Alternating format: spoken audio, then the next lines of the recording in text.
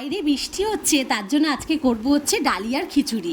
প্রথমে দেখো 2 কাপ আমি ডালিয়া নিয়ে ভালো করে শুকনো কড়াইতে ভেজে নিয়েছি। 1 কাপ ডাল নিয়ে আমি সেটাও ভালো করে ভেজে নিলাম শুকনো কড়াইতে। এরপরে ভালো করে ধুয়ে নিয়ে আমি সেদ্ধ করে নিচ্ছি একটুখানি নুন দিয়ে। ডালিয়া আর ডাল দুটোই আমার সেদ্ধ হয়ে গেছে।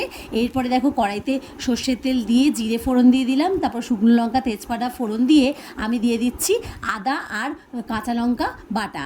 তারপরে একটুখানি আমি টমেটো দিয়ে দিলাম, তারপরে নুন দিয়ে দিচ্ছি যাতে টমেটোগুলো আমার ভালো করে মেল্ট হয়ে যায়। এরপরে গুঁড়ো মশলা দেবো, যার জন্য নিয়ে নিয়েছি ধনে গুঁড়ো, জিরে গুঁড়ো, হলুদ গুঁড়ো আর কাশ্মীরি লঙ্কার গুঁড়ো। দেখো আমার ভালো করে মশলা কষানো হয়ে গেছে। এরপরে পরিমাণ মতো আমি চিনি দিয়ে দিচ্ছি। যেহেতু ডালিয়া আর ডাল সেদ্ধ করার সময় আমি নুন দিয়ে দিয়েছি, তাই এতে আর নুন দিলাম না। দেখো তেল ছেড়ে গেছে। এরপরে আমি সেদ্ধ করে রাখা ডালিয়া আর ডালটার মধ্যে আমি মশলাটা দিয়ে দিলাম। এরপরে একটুখানি ঘি দিয়ে দিচ্ছি আর একটু গরম মশলা দিয়ে দিচ্ছি।